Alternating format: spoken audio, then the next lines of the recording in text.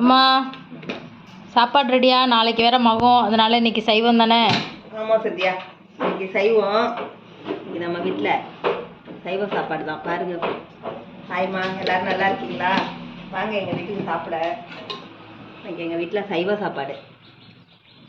ஞாயிற்றுக்கிழமைனா அதாவது அசைவம் தான் செய்கிறது. ஆனால் நாளைக்கு இங்கே கும்பகோணத்தில் மகம் இல்லை, அதனால் நாங்கள்லாம் இன்றைக்கி விருந்தம். சாதம் தொட்டுக்கிறதுக்கு காராக்கருணை வறுத்துருக்கேன். இது உப்பு மஞ்சள்லாம் போட்டு புளி போட்டு வேக வச்சிட்டோன்னா அரிக்காது. நம்ம பயப்படாமல் சாப்பிட்லாம். இது பருப்பு.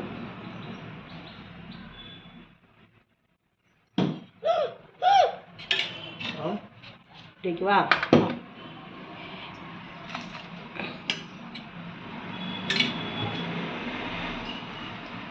பூண்டு ஊறுகாய்.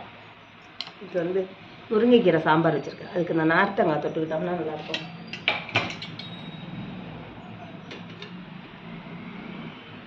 முருங்கைக்கீரை சாம்பார். சாம்பாருக்கு நார்த்தங்காய் உப்பு ஊறுகாய் தொட்டுட்டு சாப்பிட்டா சூப்பராக இருக்கும். செஞ்சு சாப்பிட்டு பாருங்கள்.